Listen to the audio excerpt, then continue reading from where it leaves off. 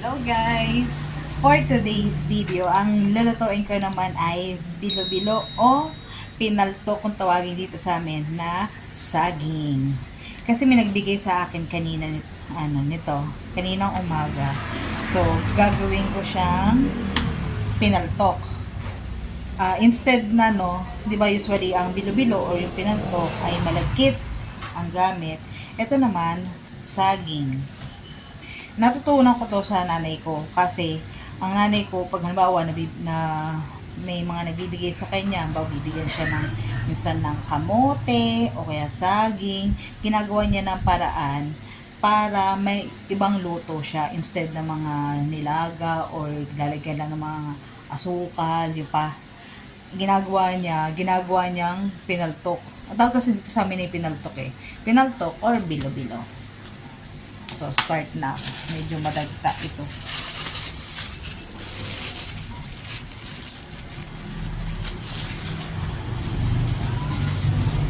Hatiin ko lang siya sa gitna.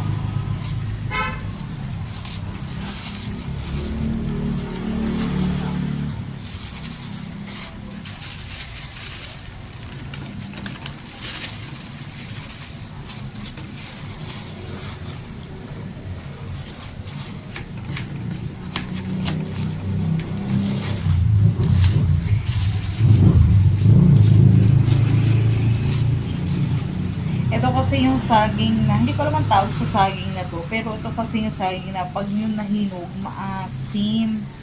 So, ang magandang ginagawa namin dito ni nanay ay ginagawa niyang pinaltok para makain. Kaya green pa siya para mas madali siyang kayurin.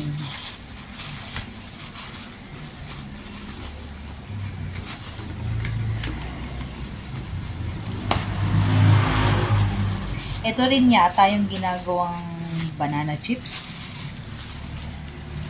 Hindi ko pa natatry. Siguro pag nabigyan ulit ako ng saging. Kasi wala kaming tanim na ganitong klaseng saging Ang meron lang dun sa Nyugan, saba. Kalimitan, puro saba.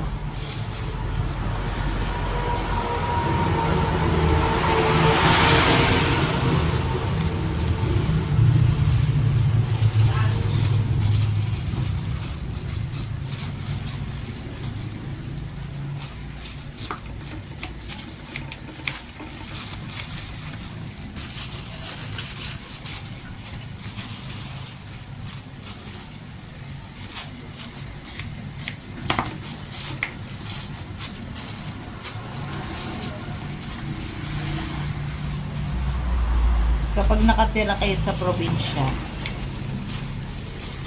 ang dami mong pwedeng magawa sa mga ganito. Halimbawa, pag nabigyan ka ng kapitbahay mo ng mga saging, kamote, nagagawa nyo ng paraan.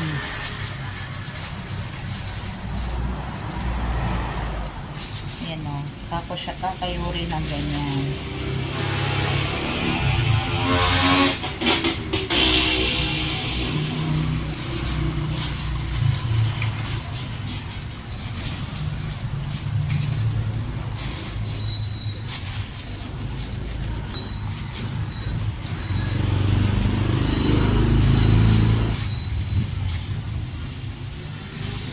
Same procedure lang naman ito ng paggawa ng bilo-bilo or pinaltok.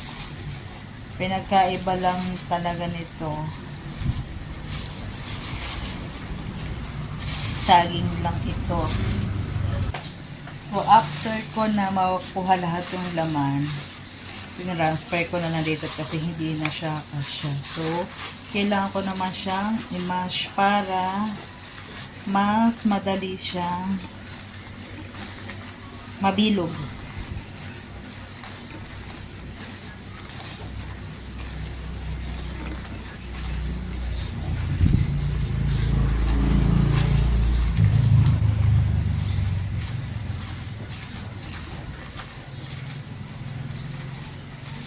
Mahirap kasi naman kumain, kakakainin mo ganito kalaki, di ba?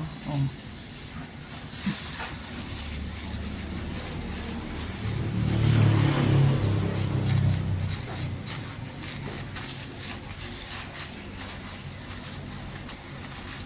After ko siyang mamash, hindi ko naman na-mash ng totaling durog na durog. Meron pa rin siya mga buo. So, lalagyan ko siya ng cornstarch para madali lang siya na bilugin. Para mag-bind.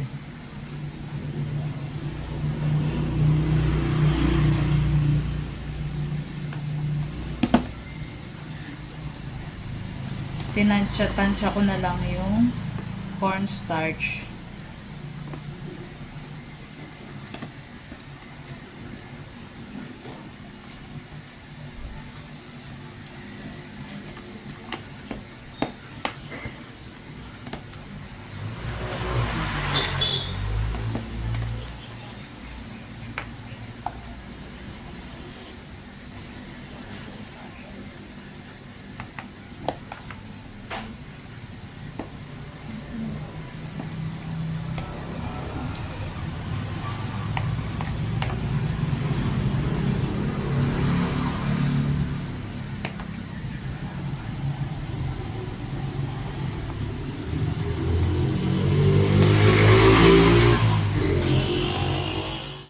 So, start ko nang gawin yung bilo-bilo or pinaltok na saging.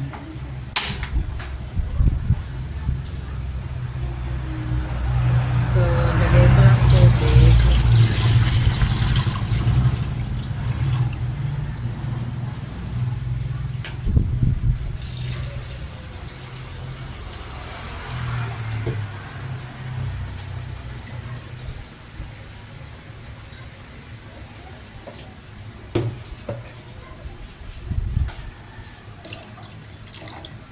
Kalahati lang muna. Lalagyan ko ng dahon ng pandan. Pampabango, pampalasa na rin. And dahil wala akong fresh na gata, so gagamitin ko ay yung nasa pack. So lagay ko muna kahit mga kalahati lang, tapos mamaya na ako mag-adjust.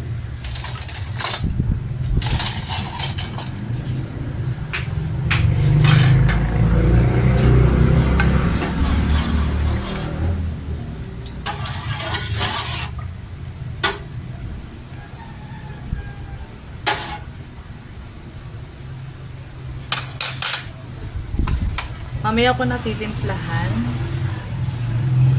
kung ano, pag kumulo siya, lalagay ko na yung aking saging.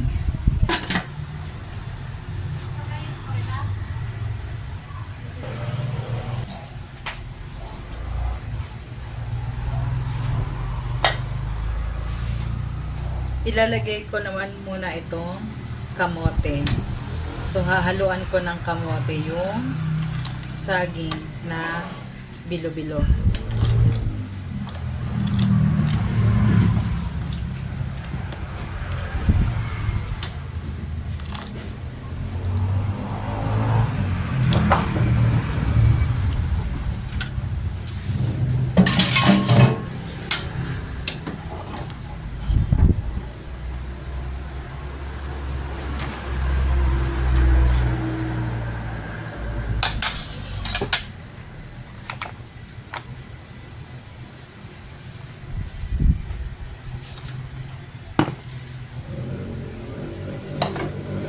So, ito yung mga nauna kong binilog-bilog.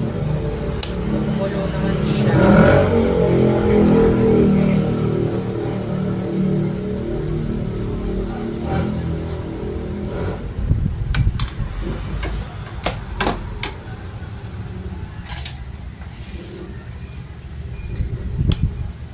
Ang saging ay napaka-challenging na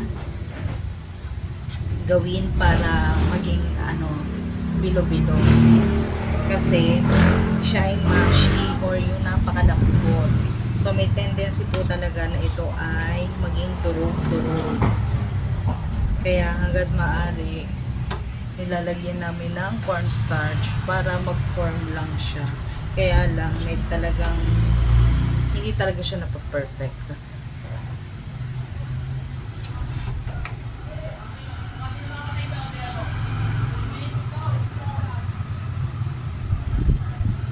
Para siyang palitaw na parang pag nag-float na siya, ah, luto na. Kasi di ba ganun yung bilo-bilo?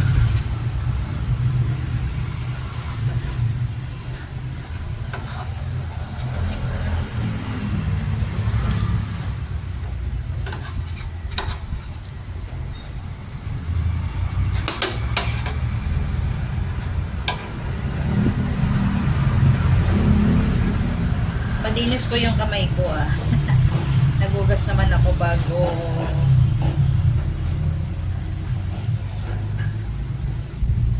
medyo na ano na bago ko hawakan ito.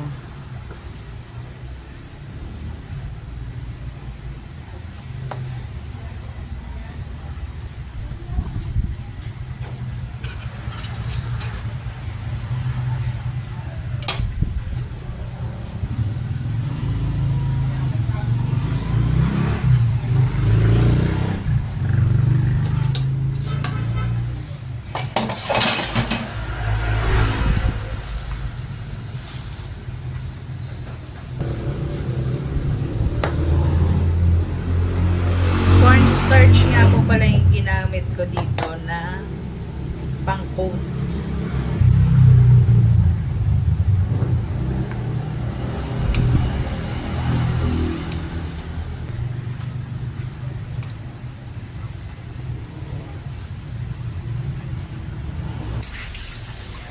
So, after ko mabilog, na hindi naman siya bilog, eto na yung naging kinalabasan nung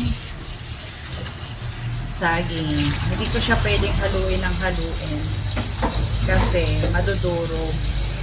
So, lalagyan ko na yung natirang gata at isa pang pakete. Bale, 2 pack na gata ang ginamit ko. Natig 200 ml.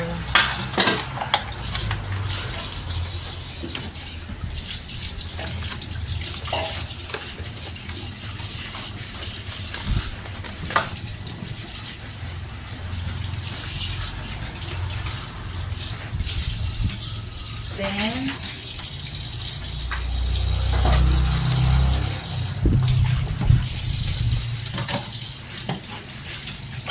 medyo gentle lang yung aking paghalo para hindi lang siya madurog.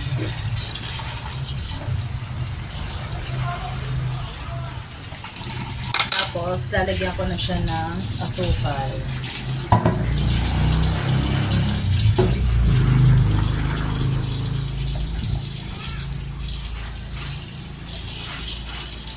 Mahirap talaga itong bilugin. Kaya nga yung size niya, yan, may ganito.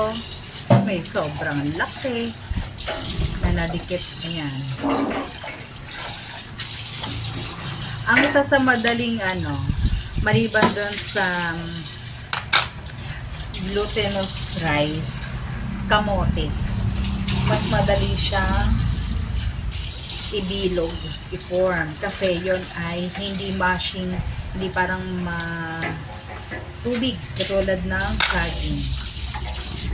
So, tatansyahin ko na lang yung kung gaano katamis. So, konti lang muna. Baka mamaya mapasobra ang tamis. Masarap nito, merong sagong maliliit.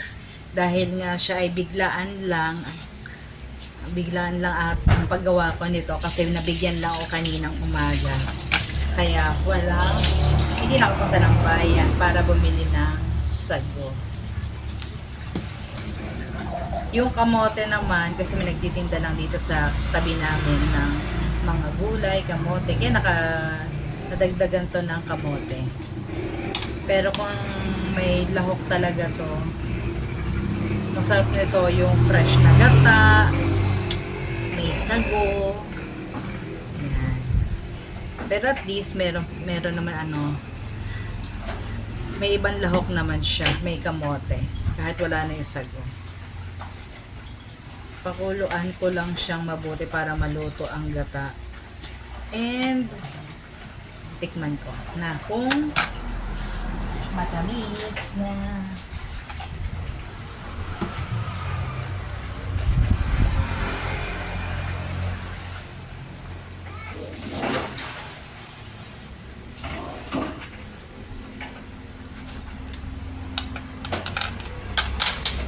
Kulang pa.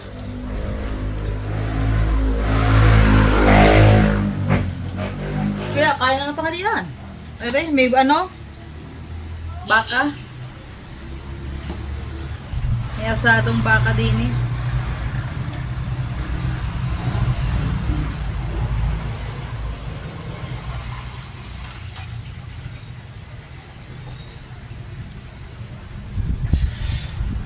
Right.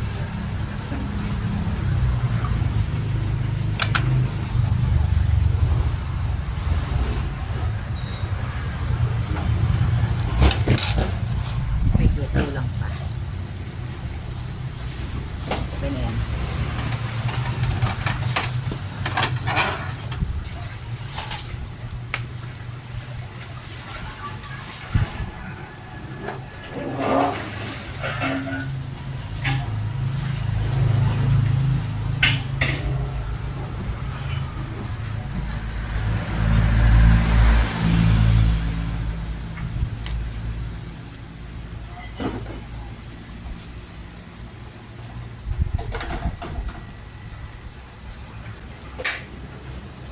Patakan ko lang ng konting asin.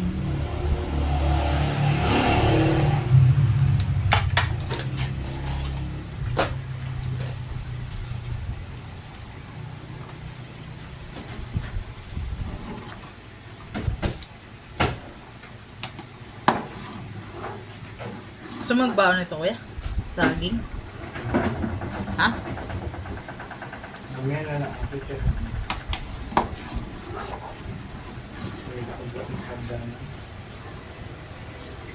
Baka sira bagang elevator na yun. Sirap. Diyos ko, sira na naman.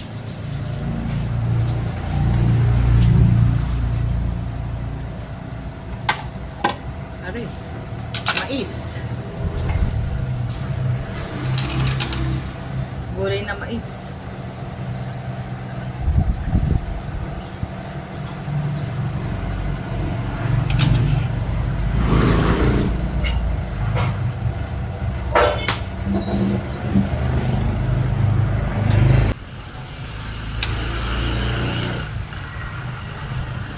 After ilang minutes, okay na yan kasi miluto na naman yung gata. So, pwede na siyang kainin. Kain na tayo.